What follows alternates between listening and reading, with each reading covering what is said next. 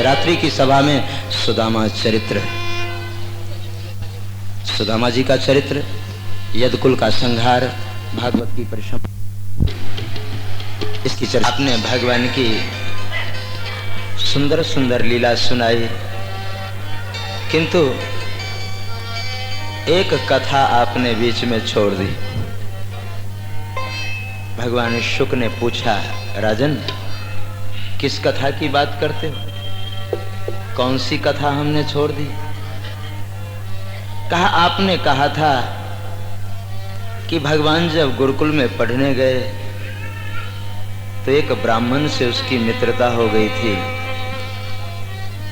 वो ब्राह्मण का क्या हुआ?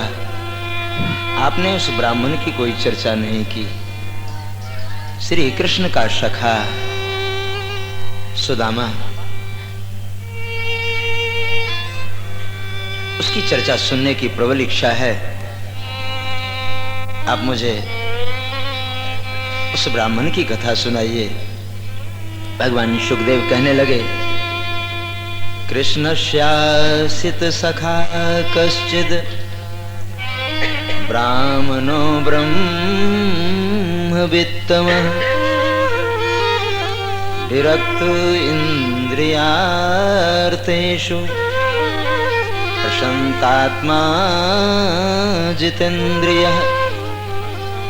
कृष्णस्यासित सखा कश्चिद ब्राह्मणो ब्रह्मवित्तमः। भगवान श्री कृष्ण के मित्र, जो उच्च कोटि के विद्वान सुदामा जी, भागवत के अनुसार गरीब नहीं थे। भागवतकार कहते हैं, ब्राह्मणों ब्रह्मवित्तमः, उनके पास ब्रह्म विद्या का धन था। वो ब्रह्मवित्त थे। ब्रह्मवित्त होना कोई सामान्य बात नहीं। जो उच्च कोटि का साधक होगा वही ब्रह्मवित्त कहला सकता है। ब्रह्म विद्या का धन पाकर के वो हमेशा मस्त रहते थे, ब्रह्म सुख का अनुभव करते रहते थे हमेशा। बाह्य दृष्टि से वो गरीब जरूर थे, लेकिन आभ्यंतर उनका ठोस था, बहुत मजबूत थे। लेकिन व्यवहार पक्ष भी कुछ होता है समाज में। बाह्य दृष्टि से तो उनके घर में प्रतिदिन एकादशी होती थी, खाने के लिए कुछ था ही नहीं, तो एकादशी न हो तो और क्या। श्री सुदामा जी भगवान से छल किए थे। बचपन की बात है, जब एक संग पढ़ रहे थे तो एक दिन ईंधन खत्म हो गया। जलावन की व्यवस्था करने के लिए गुरु पत्नी ने दोनों से कहा कि तुम दोनों मित्र हो और मेरे पुत्र हो। आज घर में जलावन का अभाव है और जलावन के अभाव में भोजन कैसे बनेगा? अस्तु आप दोनों जाएं, कहीं से कोई व्यवस्था करें। आज्ञा पाकर दोनों चल दिए। गुरु पत्नी की दृष्टि दोनों बच्चों के ऊपर पड़ी तो एक छोटी सी पोटली दे दी श्री सुदामा जी को। सुदामा, इसमें कुछ चने हैं, तो तुम लोग जंगल की ओर जा रहे हो, भूख लगे तो दोनों खा लेना। सुदामा जी ने वो पोटली संभाली, दोनों मित्र जंगल की ओर गए। जहां सूखी लकड़ियां दिखाई दी, उस वृक्ष के नजदीक भगवान पहुंचे। सुदामा, मेरे मित्र तुम नीचे रहो, मैं वृक्ष के ऊपर चढ़ता हूं और सूखी सूखी लकड़ियां नीचे गिराऊं, तुम उसे संग्रह कर लेना। सुदामा जी अपने मित्र की बात स्वीकार करते हैं। ठीक है, आप ऊपर जाएं और जलावन की व्यवस्था करें। भगवान अपने भक्तों की सदैव रक्षा करते आए हैं। सुदामा को कुछ हो न जाए इसलिए नीचे ही रहने के लिए संकेत किया। स्वयं वृक्ष के ऊपर चढ़ गए और अभी वृक्ष के ऊपर चढ़ ही रहे थे, जोरों की आंधी आई, वर्षा। और इस आंधी में, वर्षा में भगवान तो वृक्ष के ऊपर बैठे हैं, सुदामा जी भीग गए। एक तो कई दिनों के भूखे थे। सुदामा जी की भूख इसलिए बढ़ गई कि ब्राह्मण थे और ब्राह्मण के विषय में कहा गया कि हाथ सूखा तो ब्राह्मण भूखा। कुछ नहीं होने के कारण भूख हमेशा उनके यहां डेरा डाली रहती थी। श्री सुदामा जी, एक सुदामा जी को भूख लगी और ठंडी, दोनों एक साथ। सोचा कि चने खा लूं, लेकिन भूल क्या हुई, श्री कृष्ण का आवाहन नहीं किया, श्री कृष्ण को निवेदन नहीं किया। और जो भूल सुदामा ने की, आज हम भी उसी भूल को दोहरा रहे हैं। भोजन तो करते हैं किंतु बिना भोग लगाए। आज अंतिम सभा है, व्यासासन से निवेदन है, निरंतर 7 दिनों से भगवत कथामृत का पान किया है। यदि आपके जीवन में, आपके रहनी सहनी में कुछ बदलाव आ गया तो हम समझेंगे कि 7 दिन जो हमने परिश्रम की उसका पारिश्रमिक हमें मिल गया है। आप अपने जीवन में बदलाव लाइए। सामने आ जाए और खाना शुरू कर दे, ये तो पशुओं के जीवन में भी देखा जाता है। पशु के आगे कुछ डाल दीजिए, वो खाना शुरू कर देगा। हम भी अगर उसी परंपरा का निर्वाह करें तो मनुष्य किस बात का? मनुष्य की तो विशेषता है, मानव की विशेषता है कि पहले वो भगवान को निवेदन करे। जिस प्रभु ने दिया है उसे दिखाने में क्या हर्ज है। एक बार सामने रख दी, हाथ जोड़ दिया, हे गोविंद ये तुम्हारी दी हुई वस्तु है, तुम इसे स्वीकार करो। और फिर उस प्रसाद को ग्रहण किया। बस ग्रहण तो करना ही है प्रसाद, लेकिन यदि उसमें तुलसी दल डाल दिए और एक बार हाथ जोड़ लिए तो प्रसाद हो गया। बुद्धि निर्मल हो जाएगी, शरीर पुष्ट होगा, भगवान की कृपा निरंतर बनी रहेगी। इसलिए भोग लगा करके खाना, नहीं तो आया और चने खाने शुरू कर दिए। लेकिन उस अंतर्जामी से क्या छुपा था, ठाकुर को पता चल गया। सुदामा, ये कैसी आवाज आ रही है कटकट की मेरे मित्र?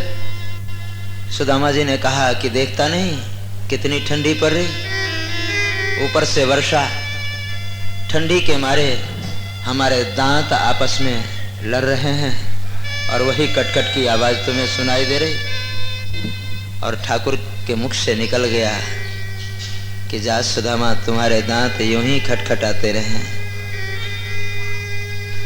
जीवन भर का अभिशाप। सुदामा जी ठाकुर के उस भाषा को नहीं समझ पाए, चने तो खा लिए। शिक्षा समाप्त होने के बाद श्री कृष्ण तो मथुरा आ गए और सुदामा गृहस्थाश्रम में प्रवेश किए। सुशीला नाम की एक कन्या से शादी हुई। सुशीला जैसा नाम वैसे ही उसके गुण। गुणवती भी थी, सुशील थी, पति अनुगामिनी थी। सुदामा जी थे तो बहुत उच्च कोटि के विद्वान, किंतु देने वाले किसी को गरीबी न दे, मौत दे दे मगर बदनसीबी न दे। ये गरीब के साथ साथ बदनसीब भी थे। बदनसीबी का कारण ये कि जिस जजमान के यहाँ जाते और कोई अनुष्ठान करते तो कोई न कोई घटना घट जाती। किसी की शादी कराने जाते तो या तो कन्या ही दुर्घटनाग्रस्त हो जाती या बड़े ही दुर्घटनाग्रस्त हो जाते। किसी के घर कोई पाठ करने जाते तो कोई न कोई घटना घट जाती, और इन घटनाओं के साथ श्री सुदामा जी का नाम जुड़ गया। भक्तों ने सुदामा जी का नाम ही रख दिया अपशकुना ब्राह्मण। ये अपशकुना है, जहां जाता है कोई न कोई घटना घट जाती है, इसलिए इसे नहीं बुलाना। और फिर जजमानों ने बुलाना बंद कर दिया। सुदामा जी प्रभु के सहारे रहने लगे। हे गोविंद, अब तो एकमात्र तेरा ही भरोसा है, किसके ऊपर भरोसा करूं?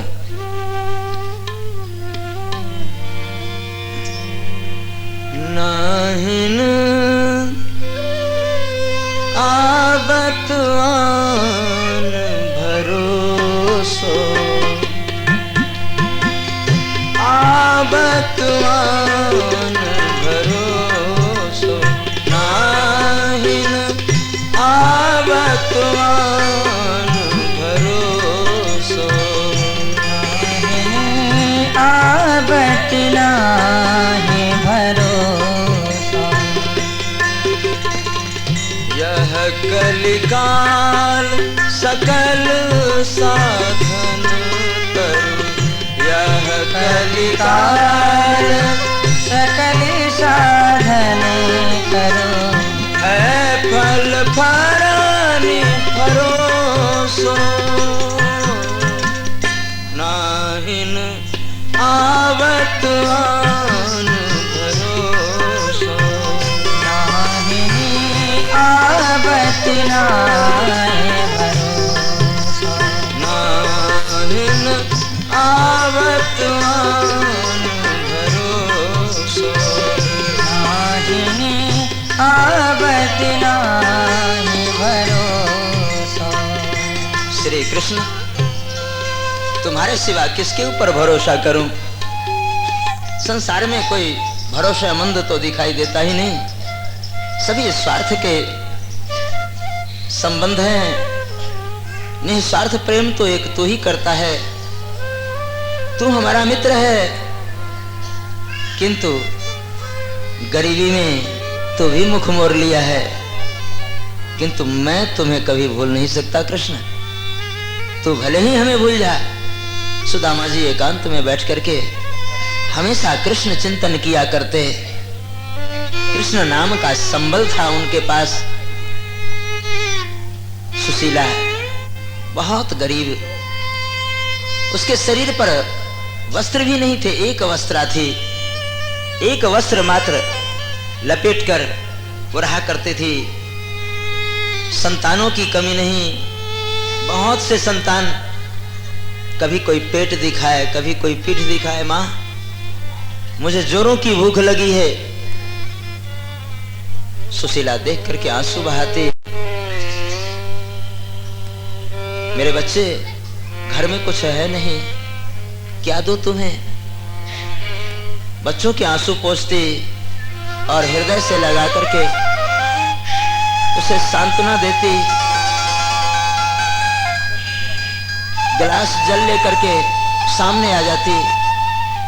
मेरे बच्चे, जल पी लो, जल पी करके आज रात बिता लो। एक दिन की बात हो तब तो रोज जल पीना होता था। जल पी करके बच्चे सो जाते। एक दिन जोरों की वर्षा हुई, अंधेरी रात। सुदामा जी झोपड़ी के बाहर थे, वो भी भीग गए। और जब अपनी झोपड़ी में गए तो देखा कि सभी बच्चे ठंडे पड़ गए, क्योंकि सारा जल झोपड़ी के भीतर था। सुशीला सुदामा जी के चरणों को पकड़ के रोने लगी। पतिदेव, अब कब तक मैं धैर्य धारण करूं? अब हमसे ये दृश्य नहीं देखा जाता। ये बच्चे अन्न जल सबके बगैर मर जाएं। अब ये अधिक दिन तक जीवित नहीं रह सकते। आप हमेशा कहते हैं कि कृष्ण हमारा मित्र है, कृष्ण हमारा मित्र है।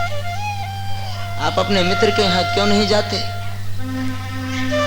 एक लेकिन सुदामा की अंतरात्मा उससे धिक्कारती कि तूने मित्र के साथ छल किया है, तूने उससे कपट की है, कौन सा मुख लेकर के जाएगा उसके सामने। इसलिए सुदामा को जाने में संकोच है। पत्नी बार बार कह रही है, लेकिन ये सुदामा जाने के लिए तैयार नहीं। एक दिन सुदामा कहीं बाहर गए थे भिक्षाटन करने। पीछे से सभी बच्चे भूख के मारे तड़प रहे थे। शरीर पर वस्त्र नहीं, धूप में सभी बच्चों को लिटा दिया है। सुशीला कहने लगी कि अब तो इनके शरीर निश्चित छूट जाएंगे।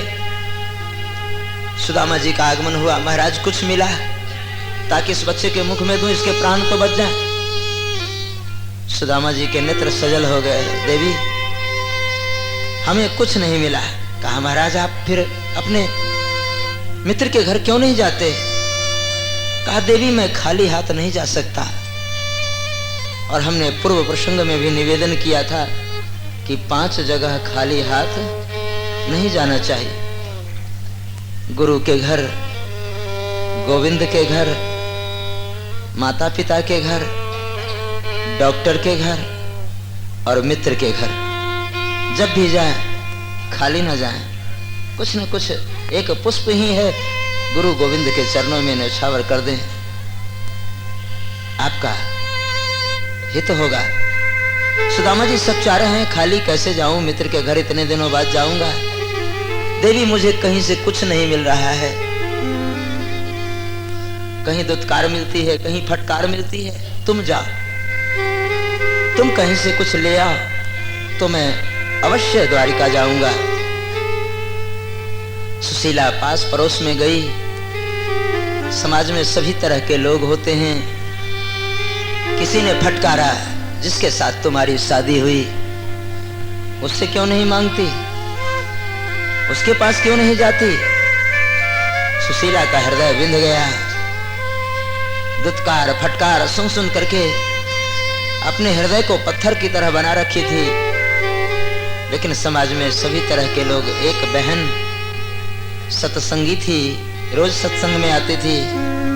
उसका हृदय भर आया सुशीला को देख करके।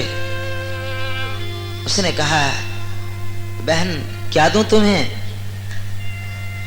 भागवत में लिखा है याचित्वा चतुरो मुष्टिन विप्रान पृथुक तंडुलान। 4 मुट्ठी चावल की याचना की। कथाकार लोग 3 मुट्ठी कहते हैं। वस्तुतः इसमें लिखा हुआ है याचित्वा चतुरो मुष्टिन। 4 मुट्ठी चावल दी उस बहन ने। और चैल खंडेन तान बद्ध्वा भर्त्रे प्रादादुपायनम। चैल खंड कहते हैं वस्त्र को। सुशीला के पास उस तंडुल बांधने के भी वस्त्र नहीं थे। अपने आंचल को फाड़ी, वो भी हाथ लगाते ही फटता चला गया। पहले से ही कई छिद्र थे उस वस्त्र में। उसे कई बार मोड़ करके उसमें तंडुल बांध करके पोटली बनाई। आंसू के 2-4 बूंद उस चावल में गिर गए। मानो श्री कृष्ण से कहना चाहती है मित्र, पोटली बांधने के भी वस्त्र मेरे पास नहीं है, मैं तुम्हें क्या दे सकती हूं। बस इस वस्त्र से समझना कि तुम्हारा मित्र कैसे जीवन व्यतीत करता है। सुशीला ने मानो उस वस्त्र में तंडुल बांध करके श्री कृष्ण को अपनी गरीबी की सूचना दी। और वो तंडुल अपने पति की ओर जैसे बढ़ाने लगी। बच्चे चिल्ला पड़े, माँ क्या है, कई दिन से कुछ नहीं मिला, मुझे दे दो, मुझे ये अन्न दे दो। सभी बच्चे दौड़ पड़े उस चावल के ऊपर, टूट पड़े, मुझे भूख लगी है, मुझे भूख लगी है। सभी बच्चों को अपने गोद की ओर संकेत किया, सबको पकड़ रखी है और सुदामा जी को दिया पोटली। कहा आप जाइए, मैं बच्चों को संभाल लूंगी। श्री सुदामा जी वहां से विदा होते हैं। सुदामा जी का भी शरीर तो बहुत कृश हो गया है, शक्ति नहीं, शरीर पर एक लंगोटी मात्र है।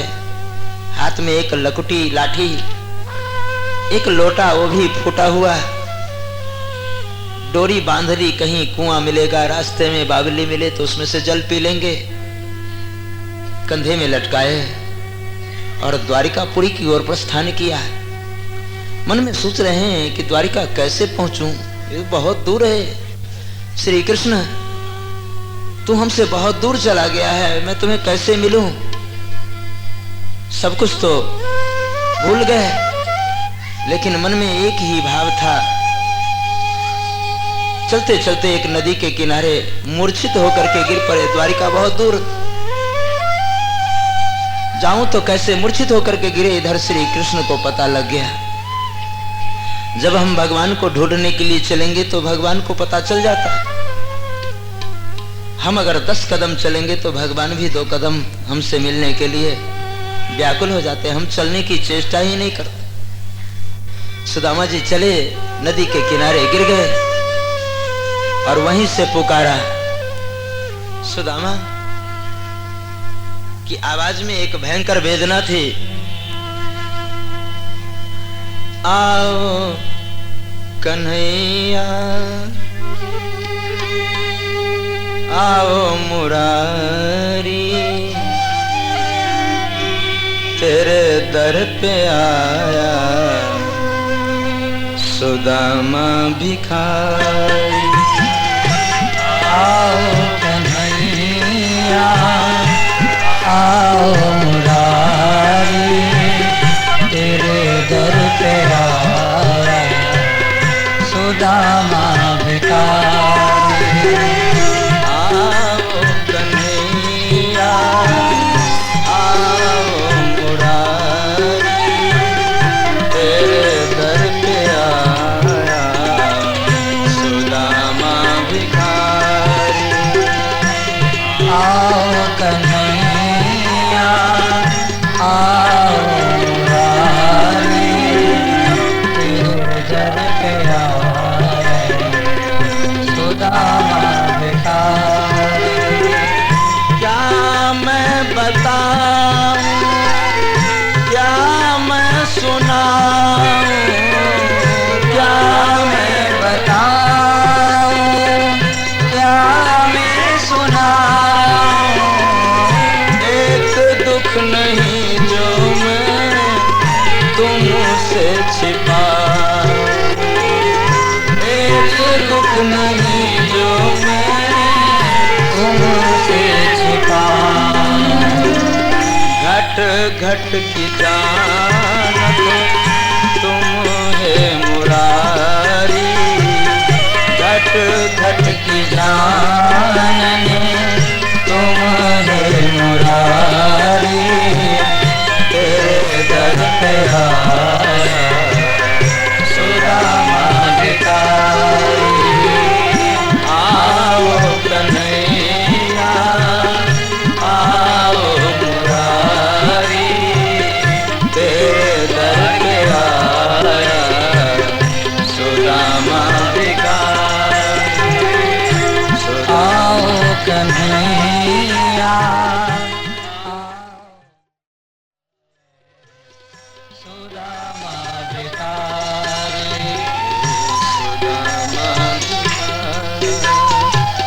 श्री कृष्ण, मेरे मित्र, मैं चल भी नहीं सकता, चलने का सामर्थ्य मुझ में नहीं। अगर तुम मुझसे मिलना चाहो तो यहीं आकर के मिल लो मेरे भाई, क्योंकि मैं तुम तक आने में समर्थ नहीं हूं। क्या मतलब? जीव जब तक अपने पुरुषार्थ का परिचय देता है, भगवान उससे दूर रहते हैं, और जब निर्बल हो जाता है, भगवान के चरणार बिंदों में अपने आप को समर्पित कर देता है, तो भगवान उसके करीब होते हैं। यही स्थिति जीव की है। हम जब तक पुरुषार्थवादी बने रहेंगे, भगवान हमसे दूर रहे, और जहां भगवान के चरणों में निर्बल होकर के जाएंगे, वो हमें तुरंत अपना लेते। एक उदाहरण, जैसे किसी मकान के छत पर कोई व्यक्ति हो और उससे मिलने की अभिलाषा लेकर के उसका कोई अभिन्न नीचे से पुकार रहा हो, वो आवाज उसे सुनाई दी, उसने झांक करके देखा और संकेत किया कि भैया तू ऊपर ही आ जा।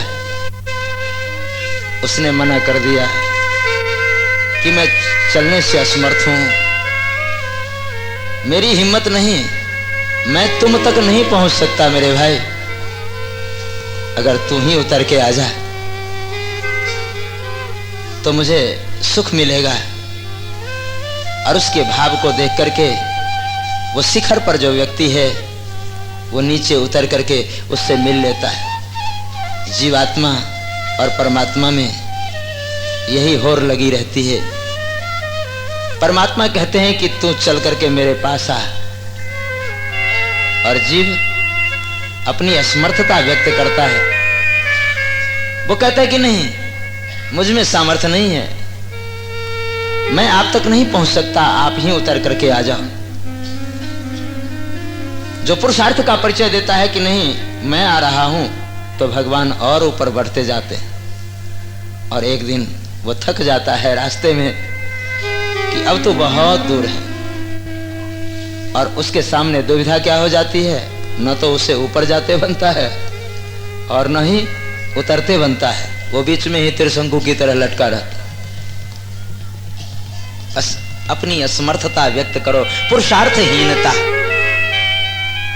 प्रभु के चरणों में समर्पित हो जाओ। सुदामा जी ने कहा कि भैया मैं चल नहीं सकता, और कहते कहते मूर्छित होकर के नदी किनारे गिर गए। ठाकुर को पता चला कि हमारा मित्र हमसे मिलने आ रहा है, लेकिन उसके शरीर में शक्ति नहीं। भगवान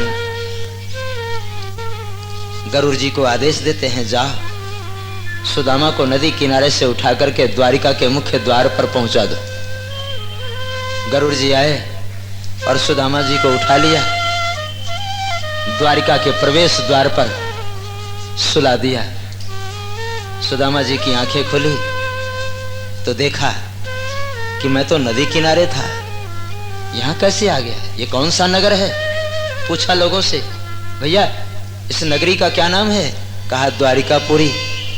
द्वारिकापुरी कहा, ये श्री कृष्ण की द्वारिकापुरी है। कहा बस राजपथ पर चलने लगे।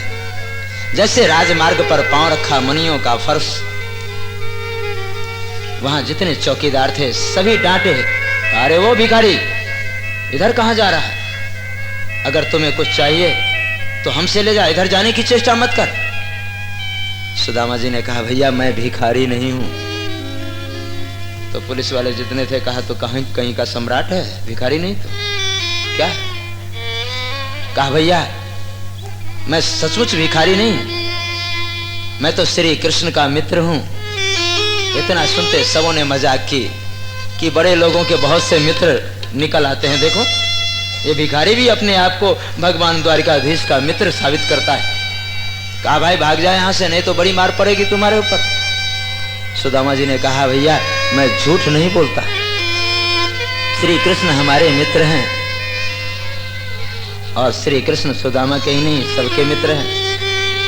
त्वमेव माता च पिता त्वमेव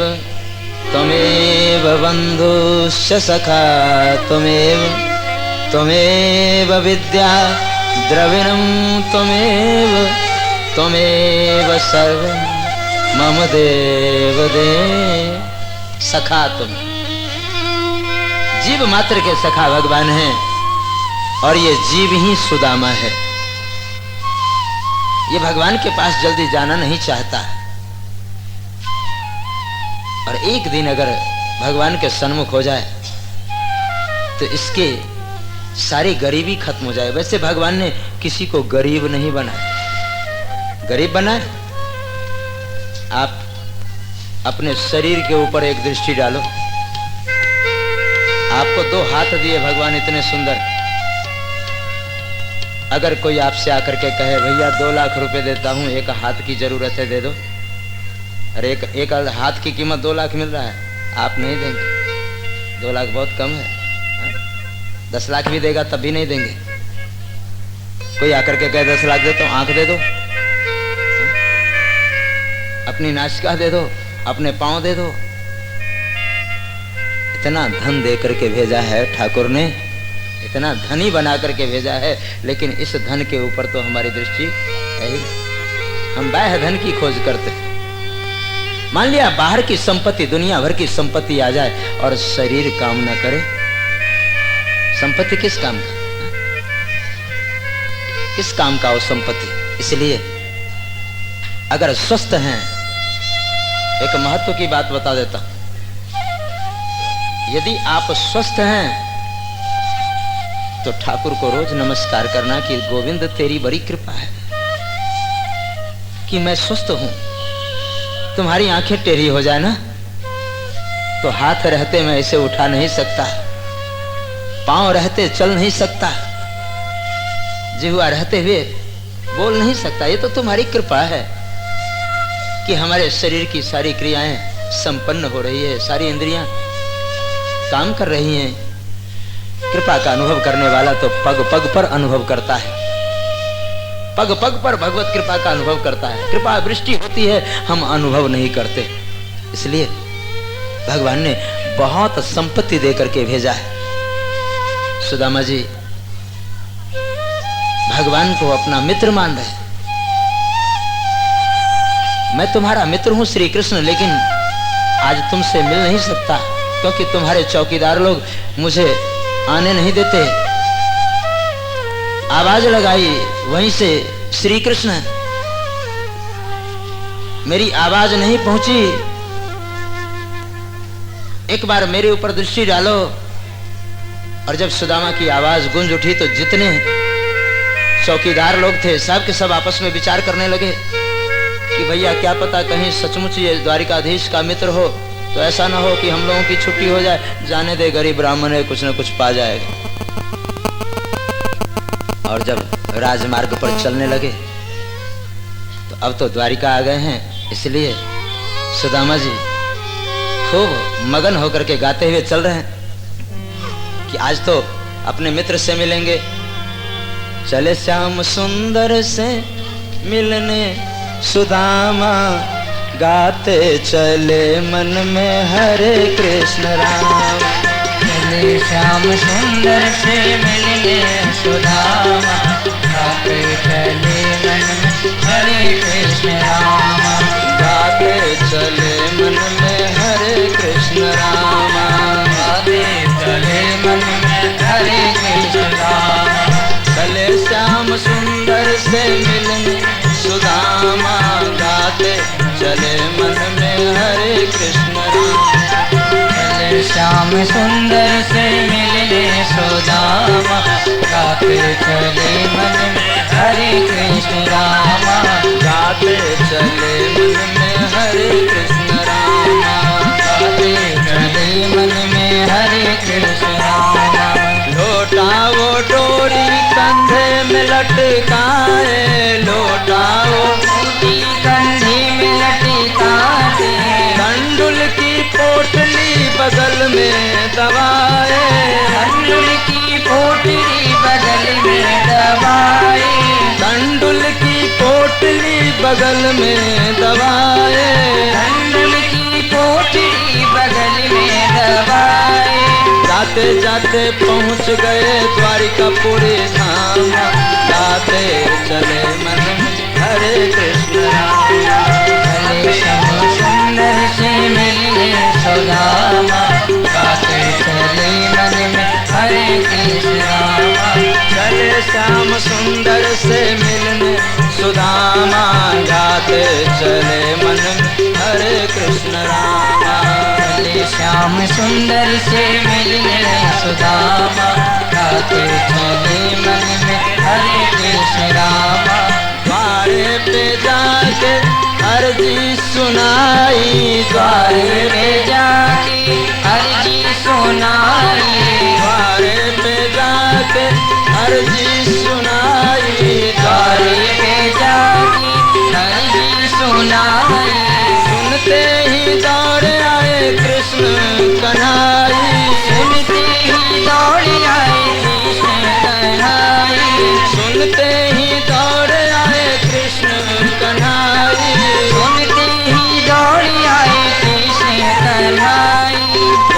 दावे पाँव पंखा झेले सत्यभामा, गाते चले मन में हरे कृष्ण राम।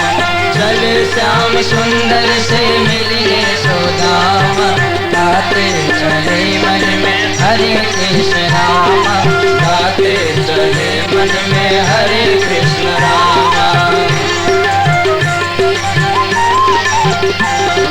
गाते चले मन में हरे कृष्ण राम, गाते चले मन में हरे कृष्ण राम।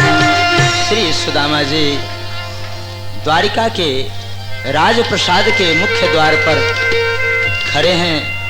दो द्वारपालों ने पूछा, हे देव आप क्या देख रहे हैं? श्री सुदामा जी द्वारिकापुरी देख रहे थे, श्री कृष्ण के महल को देख रहे थे। द्वारपालों ने जब पूछा तो कहा कि भैया श्री कृष्ण यहीं रहता है। कहाँ? कहा तो उससे हमारा एक संदेश सुना दोगे? कहाँ? कहिए क्या बात है, कुछ चाहिए? कहा कुछ चाहिए नहीं, जाकर के कह दो कि सुदामा नाम का एक ब्राह्मण आया है और आपसे मिलना चाहता है। भगवान उस समय भोजन कर रहे थे, भोजन करके उठे ही थे। रुक्मिणी जी पान निवेदन कर रही थी। उसी समय द्वारपाल दरवाजे पर दस्तक दिया। भगवान ने आने की अनुमति दे दी। आइए, क्या समाचार है? द्वारपाल सुदामा जी को जैसा देखा वैसा सुना दिया। शीश पगा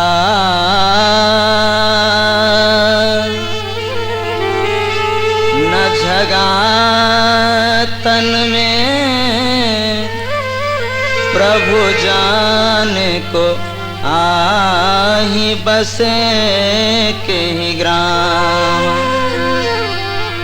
धोती फटी सी लटी दुपटी, अरु पाए उपानहु की नहीं सान।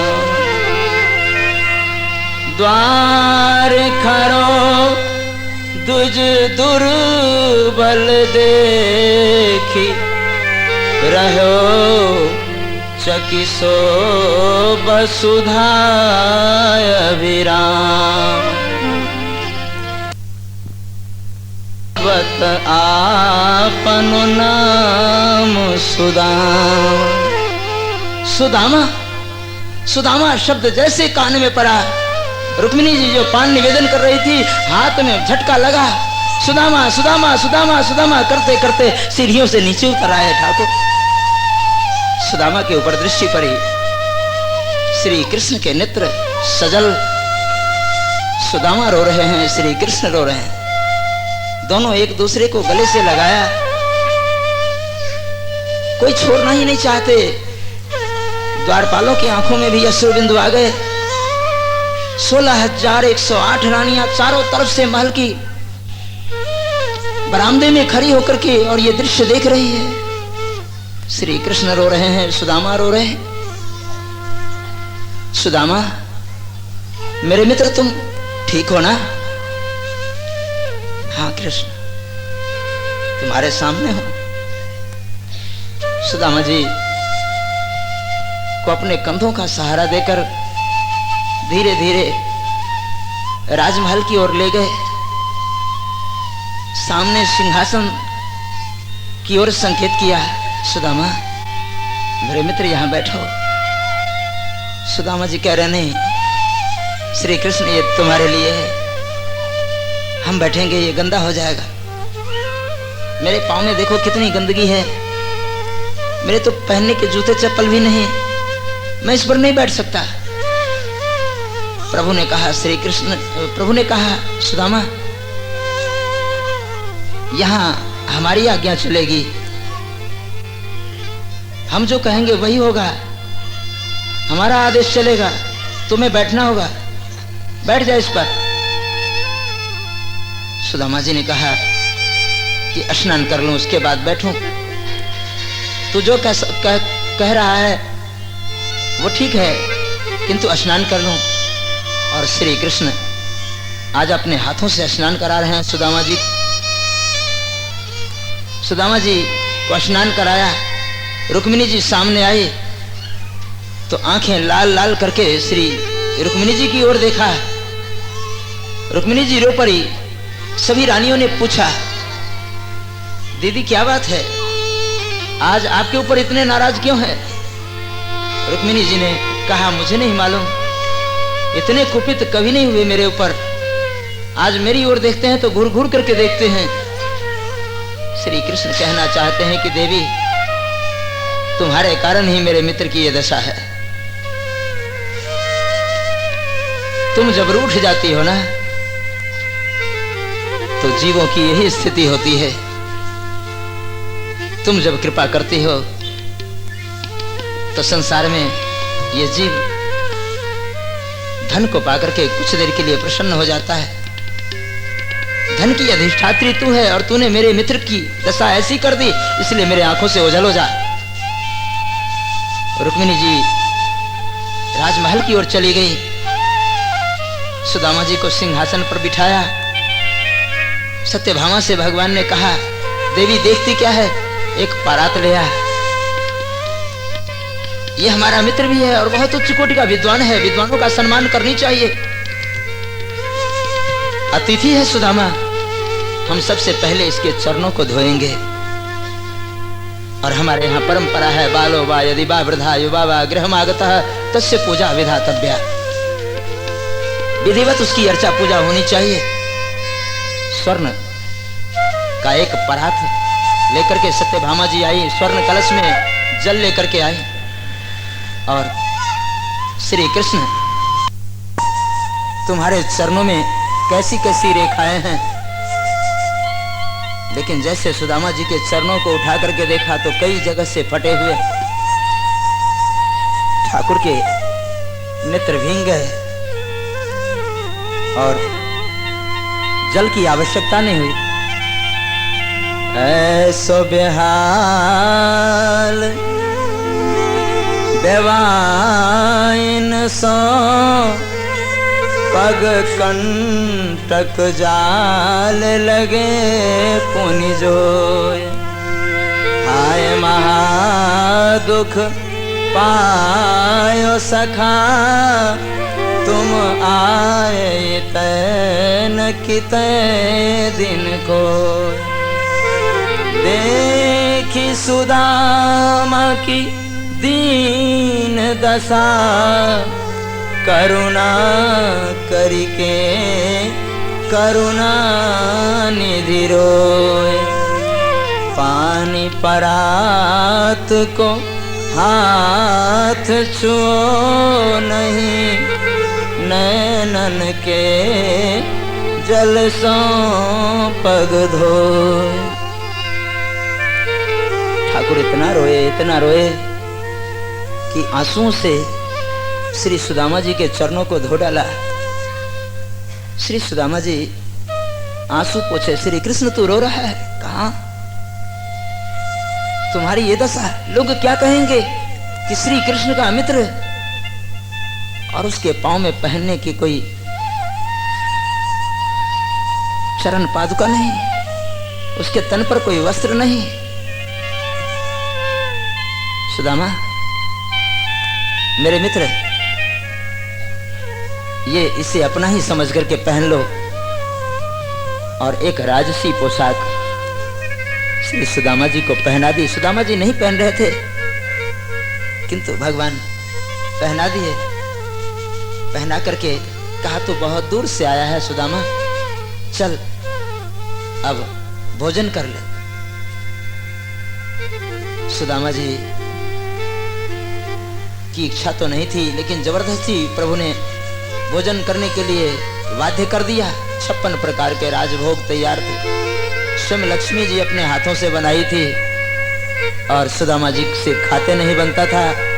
सुदामा जी की स्थिति देखकर भगवान श्री कृष्ण ने कहा कि मैं समझ रहा हूं सुदामा कि तुम्हारी भाभियां बिल्कुल ऐसी ही हैं, कुछ बनाना नहीं जानती, इनको कुछ नहीं आता, फिर भी जैसा बनाई हैं उसे स्वीकार करो, खाओ।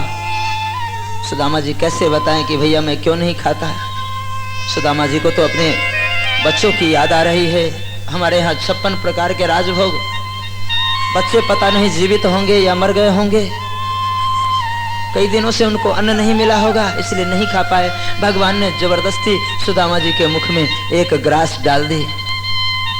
सुदामा जी के आंसू छलक आए। श्री कृष्ण, मेरे मित्र बाध्य मत करो, हमसे निगलते नहीं बनता है, हमसे खाते नहीं बनता है। ठाकुर को समझते देर नहीं। सुदामा चल, अब बहुत देर हो गई, विश्राम कर, तू थका होगा। अपने शयन कुंज में ले गए जहां ठाकुर विश्राम करते थे, वहां सुला दिया और सुदामा जी के चरणों की सेवा करना शुरू कर दी। श्री कृष्ण आज चरण की सेवा कर रहे।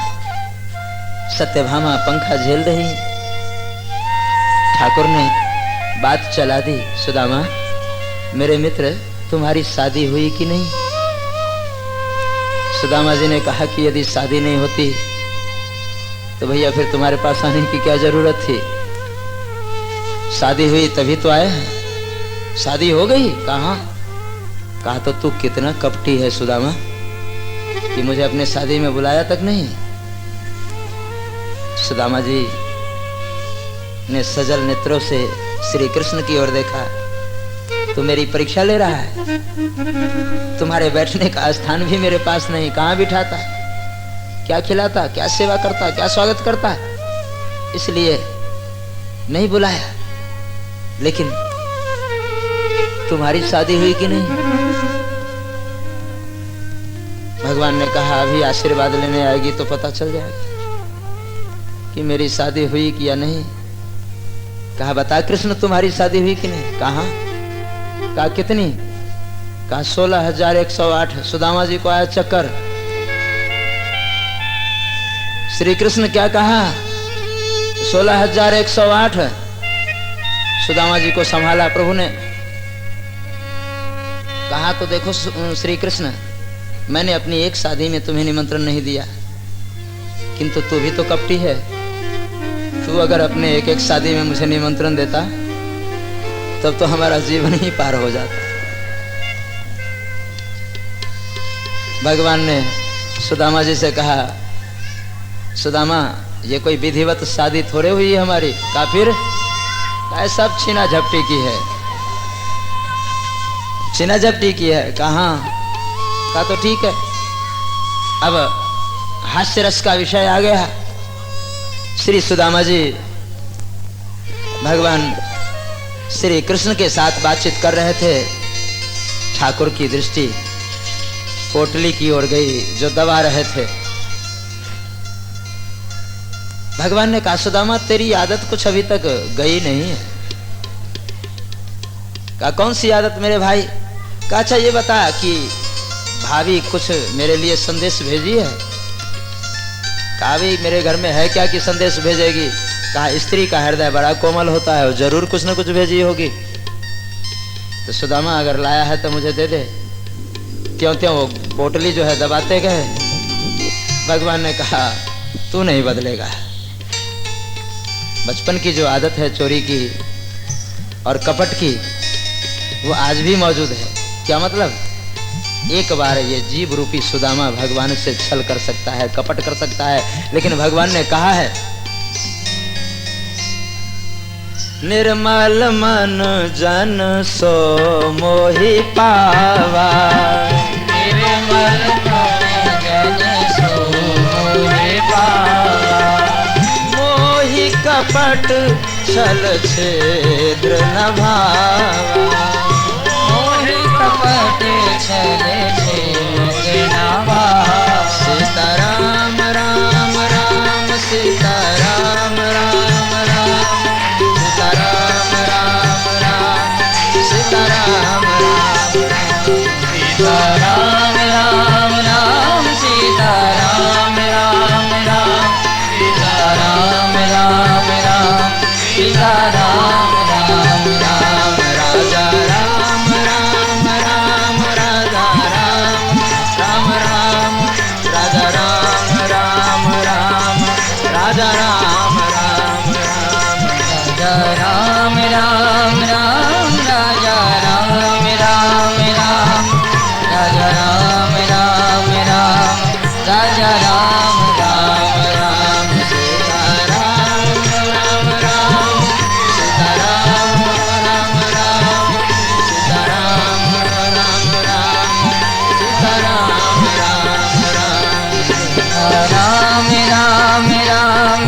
सीता, राम राम राम सीता, राम राम राम सीता, राम राम निर्मल मन जन सो मोहि पावा, मोहि कपट छल छिद्र न भावा। भगवान ने उद्घोष किया है कि कपटी लोग मुझे अच्छे नहीं लगते, जो छली है, जो प्रपंची है, वो जीव मुझे पसंद नहीं। फिर भी ये जीव रूपी सुदामा प्रभु पास तक पहुंचने के बाद भी छल करता रहता है, कपट करता रहता है, प्रपंच करता रहता है। वो भगवान का कैसे प्रिय हो सकता है? एक बार छल किया तो परिणाम आज तक भुगतने पड़े, और मेरे सामने आकर के भी आदत नहीं गई। आज मैं तुम्हारे साथ जबरदस्ती कर। और ठाकुर हाथ बढ़ाए, सुदामा जी दबाते गए पोटली और हाथ बढ़ता गया, क्योंकि ये सामान्य हाथ नहीं। नव कं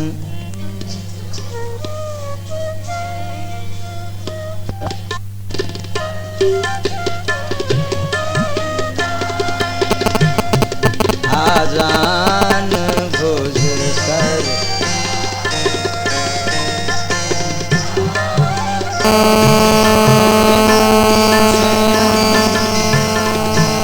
मजित कर दूसनम, आजान भुज सर चाप धर संग्राम, जित कर दूसनम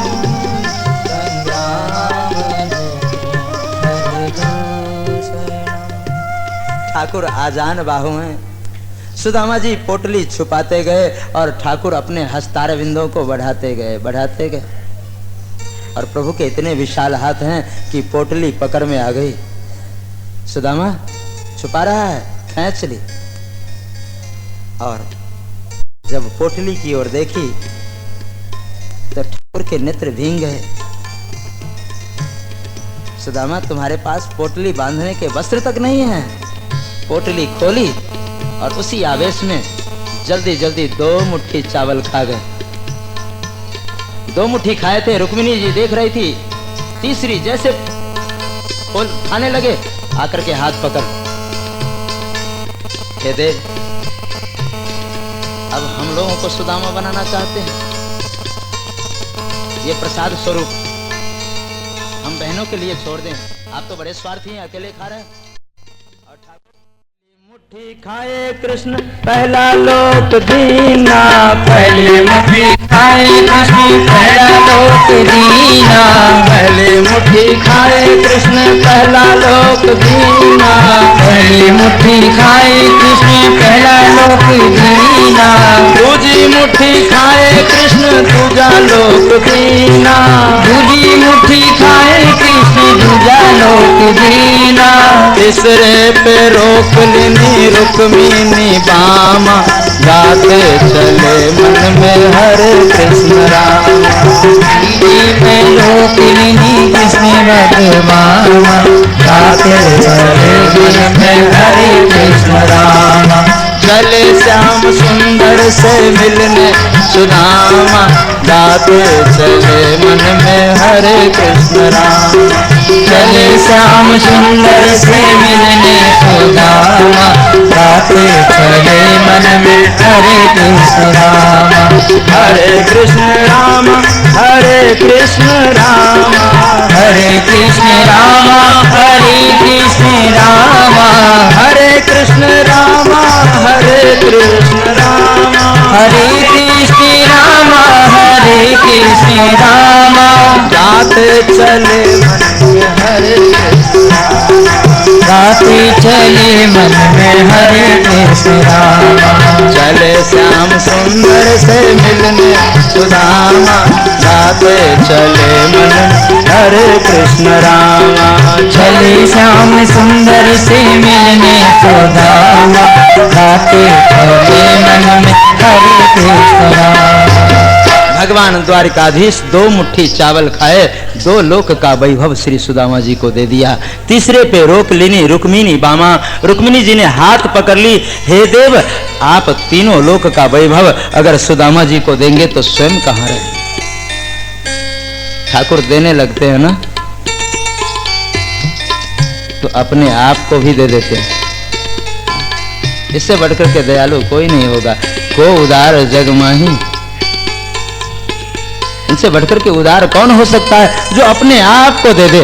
लेकिन भक्त भगवान को नहीं मांगता। भगवान को मांगने वाला अगर कोई हो ना, तो भगवान तो उसके पास जाने के लिए हमेशा तैयार। ऐसे उदार हैं, 2 लोक का वैभव दे दिए और उसके बाद सुदामा जी की नित्य पहुनाई होने लगी। और पहुनाई तो फिर पहुनाई है। एक तो वो पाहुन होते हैं, पाहुन मतलब अतिथि। पाहुन ये मिथिला की भाषा है, जनकपुर की भाषा है पाहुन। मिथिला में एक से एक पाहुन होते हैं। मिथिला की भाषा सुनाओ, अभी सुनाता हूं पाहुन के ऊपर। एक पाहुन तो वो होते हैं, एक अतिथि तो वो होते हैं जो बार बार घर के लोगों से कहते कि अब बहुत दिन हो गया, अब हम जाएंगे। और एक वो होते हैं जिनको घर के लोग कहते हैं कि अब आप जाते क्यों नहीं, तब भी डटे रहते। मिथिला की एक प्रसिद्ध पंक्ति है, मैथिली भाषा में 4 झा लोग थे। झा, झा मिथिला में झा एक होता है, एक गवर्नर भी हुए एल के झा। तो झा लोग होते हैं ब्राह्मणों में। तो 4 झा थे। एक रविनाथ झा, दूसरे केशव झा, और तीसरे मदन झा, और चौथे धोधर झा। ये 4 झा थे। चारों संकल्प किए कि भाई हम लोग अपने रिश्तेदार के यहाँ चलते हैं, उसके चकले बेलन जब तक टूट नहीं जाएंगे तब तक हम लोग वापस। एक संकल्प किया। बहुत सुंदर पंक्ति है, सुनिए। हम पाहुन छी पहुनाई करब, पाहुन छी पहुनाई गयो। हम पाहुन छी पहुनाई करब, हम पाहुन छी पहुनाई करब। कतबो किछु कहता घरवैया, कतबो किछु कहता घरवैया, तनिको नहीं हम ध्यान धरब। हम पाहुन छी पहुनाई करब, हम पाहुन छी पहुनाई करब, पाहुन छी। यानी हम अतिथि हैं, घर के लोग कुछ भी कहें हम वहां से हिलेंगे नहीं। और पहले दिन खूब पहुनाई हुई। घर के लोगों ने खूब सुंदर ढंग से चावल, दाल, घी, सब्जी, रोटी आदि सब बना करके सबको खिलाया। सब मस्ती में खाए। दूसरे दिन भी वही सत्कार, तीसरे दिन भी वही सत्कार, फिर भी चारों में से एक भी नहीं घिसका।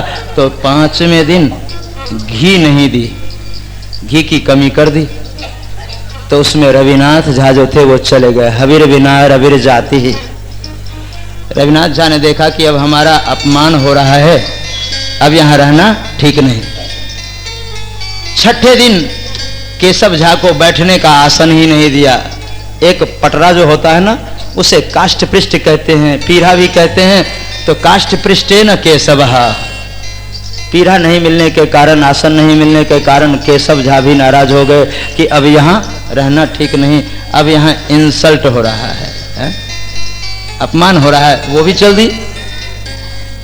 तो बच गए 2। घर के लोगों ने सांस लिया कि अब 8 दिन हो गए, 2 तो गए, 2 बाकी हैं। तो घर के लोगों ने क्या की, खिचड़ी बना करके खिला दी। तो कादन्यो नाम मदनोर जाती। मदन झा सोचने लगे कि अब कुअन्न हो रहा है, इसलिए अब रहना ठीक नहीं है, अब चलना चाहिए। लेकिन बच गए कौन, धोधर झा। इनको खिचड़ी दे तब भी खा ले और मस्ती से डटे रहे, चने दे दे उसको भी हरी बोल कर जाए, मस्ती में डटे रहे, वो वहां से हिलने का नाम नहीं ले। तो अंत में गलहस्ते न धोधरहा। गलहस्ते मतलब घर के लोगों ने क्या किया, गले के ऊपर हाथ डाली, कहा कि अब आप जाते हैं या। तो कई ऐसे भी अतिथि होते हैं। ये तो श्री सुदामा जी हैं, इनकी पहुनाई हो रही है रोज। भगवान श्री कृष्ण रोज सुंदर सुंदर सत्कार करते हैं। सुदामा जी ने कहा भैया अब बहुत दिन हो गए, मैं घर जाऊं। तो श्री कृष्ण ने कहा कि ठीक है सुदामा जाओ, लेकिन जाने से पहले ये राजाओं का वेश है, ये सरकारी वस्त्र है, इसको उतार जाना। सुदामा जी ने कहा हाँ ठीक है। अरे अब तुम्हारी आंखें बदल तो गई है, ले अपना वस्त्र उतार करके फेंक दी। अब मैं चल रहा हूँ, ले हमारा कमंडल, वो लोटा और डोरी वगैरह, मैं जैसे आया था वैसे ही जाऊंगा। और सुदामा जी वहां से चले, श्री कृष्ण पहुंचाने के लिए चले। सुदामा जी ने सोचा कि 4 मुट्ठी चावल लेके आए थे वो भी खा गया और कुछ दिया भी नहीं, क्या करूं? एक बार कह के देखता हूं। सुदामा जी ने कहा श्री कृष्ण भैया मैं जा रहा हूं। कहा हाँ जा, और आगे बढ़े। शायद नहीं सुना होगा, श्री कृष्ण मैं जाऊं। कहा हाँ भाई जा, कह तो दिया जा। सुदामा जी को द्वारिका के अंतिम सीमा तक भगवान पहुंचाने के लिए गए। सुदामा जी ने सोचा शायद कमर वगैरह में कहीं कुछ गिनिया उनिया रखा होगा, चलते समय दे देगा। वहां सीमा तक जब श्री कृष्ण पहुंचे तो एक बार सुदामा जी ने फिर कहा भैया मैं जाऊं, अब तो तू भी बहुत दूर आया, जा। भगवान ने कहा कि ठीक है आते रहना सुदामा। सुदामा जी ने देखा कुछ मिलने वाला नहीं, कहा कि ठीक है आते रहेंगे, तू भी जा, मैं भी चलता हूं। और श्री कृष्ण सुदामा के हृदय की बात समझ गए। सुदामा जी चल रहे हैं, मनी मन सोच रहे हैं कि कृष्ण कितना कपटी है, चावल भी खा गया, कुछ दिया भी नहीं। तब तक भगवान लुटेरे का वेश धारण करके सामने से आ गए और कहा ये ब्राह्मण द्वारिका से आ रहा है। कहाँ से? किसके यहाँ से? कहा श्री कृष्ण के यहाँ से। कहा जरूर कुछ गिन्नियाँ कुछ असरफियाँ मिली होगी, मेरे हवाले करो, नहीं तो मैं तुम्हें जान से मार डालूंगा। सुदामा जी ने कहा भैया देख लो, तलाशी ले लो, एक लोटा है फूटा हुआ, लेना है तो ले लो, मुझे मारो मत। और लुटेरे के वेश में जो थे वो आकर के सुदामा की तलाशी ली, कटी भाग वगैरह देखा और कहा ठीक है कुछ नहीं है तो जाओ छोड़ देते हैं। भगवान वहां से आगे चले गए। सुदामा जी आगे बढ़े तो कहा श्री कृष्ण तूने अच्छा किया, कुछ नहीं दिया। तो जो करता है अच्छा करता है, और वस्तुतः ईश्वर जो करता है वो अच्छा ही करता है।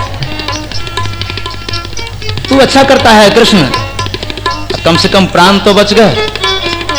और श्री कृष्ण के गुणों को गाते हुए सुदामा जी जब आए अपने झोपड़ी के पास तो देखा बिल्कुल द्वारिका की तरह राजमहल, बिल्कुल द्वारिका की तरह। और उस स्वरूप को देख करके घबराए। मंदिर देख डरे रे सुदामा,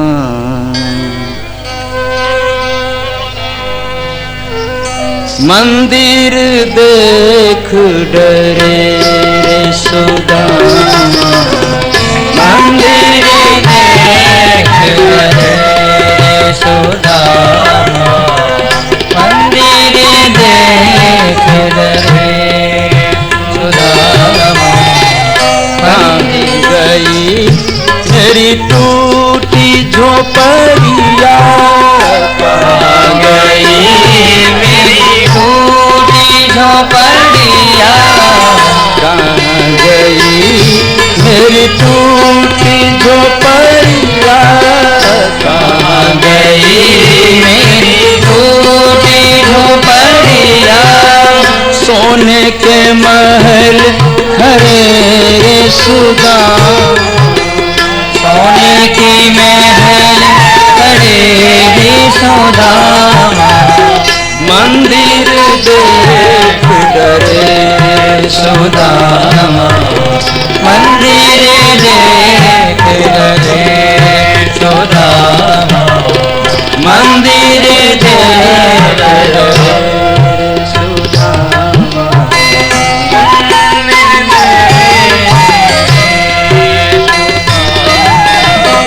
मेरे तो घर में दिया न बाती, तो घर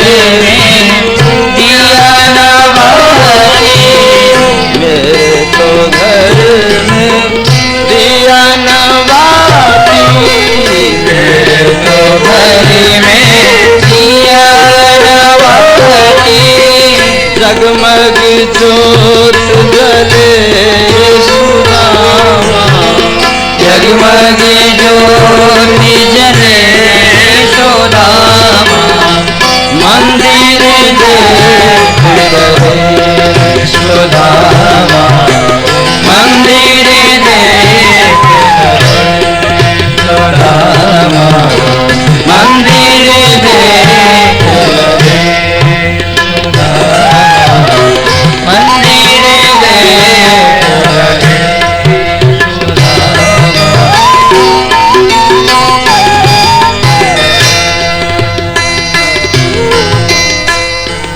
मंदिर देखकर सुदामा जी अपने कुटिया के समीप द्वारिकापुरी की तरह जब महल को देखा तो भयभीत हो गए। सुशीला दासियों के साथ आरती सजा करके राजमहल के प्रवेश द्वार पर खड़ी थी। सुशीला एक दासी को आदेश दी, जाओ स्वामी आए हैं उनसे कहना आदर के साथ उन्हें राजमहल के भीतर ले आओ। सुदामा जी सोच ही रहे थे तब तक दासी चरणों में नमस्कार की, महाराज चलिए आपको महारानी बुला रही। सुदामा जी ने कहा, मैं भी महारानी से मिलना चाहता हूं। आखिर हमने क्या बिगाड़ा था? मेरी कुटिया कहां गई? वहां महल किसने बनाया? कहां की महारानी है? कहा महाराज आप चलिए। और जब पास गए तो सुशीला को गौर से देखा। कहा महारानी आपकी शकल सूरत तो कुछ सुशीला से मिलती जुलती है। कहा महाराज मैं आपकी दासी सुशीला ही हूं। कहा तो ये मेरे पीछे से क्या हो गया? कहीं नौकरी करने लगी हो क्या? कैसे बना लिए? कहा ये सब भगवान द्वारिकाधीश की कृपा है। कहा जब तक श्री कृष्ण नहीं कहेंगे तब तक मैं इस राजमहल में प्रवेश नहीं करूंगा। और सुदामा जी ने पुकारा, गोविंद जय जय गोपाल जय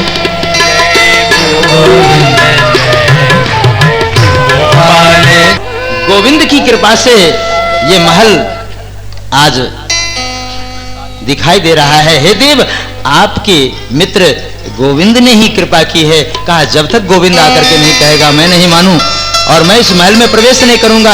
और भाव आने की देर थी, वहीं भगवान प्रकट हो गए। बोले भक्तवत्सल भगवान की जय। और श्री कृष्ण सुदामा दोनों एक सिंहासन पर बैठे और सुशीला आरती उतारी। सुदामा जी का बड़ा अद्भुत चरित्र, इसका तात्विक स्वरूप ये जीव भी सुदामा है और सुशीला जो पत्नी है वो और कोई नहीं, बुद्धि ही सुशीला है। इस जीव की बुद्धि जो है वही इसकी पत्नी है सुशीला। बुद्धि बार बार कहती है कि आप श्री कृष्ण के यहाँ जाएं, लेकिन ये जीव रूपी सुदामा जाने की चेष्टा नहीं करता। इस प्रकार सुदामा जी के चरित्र को जब महाराजा परीक्षित ने सुना तो भगवान सुखदेव के चरणों में नमस्कार करते हुए कहा कि महाराज एक जिज्ञासा और है। कहा क्या? कहा श्री कृष्ण जब से ब्रज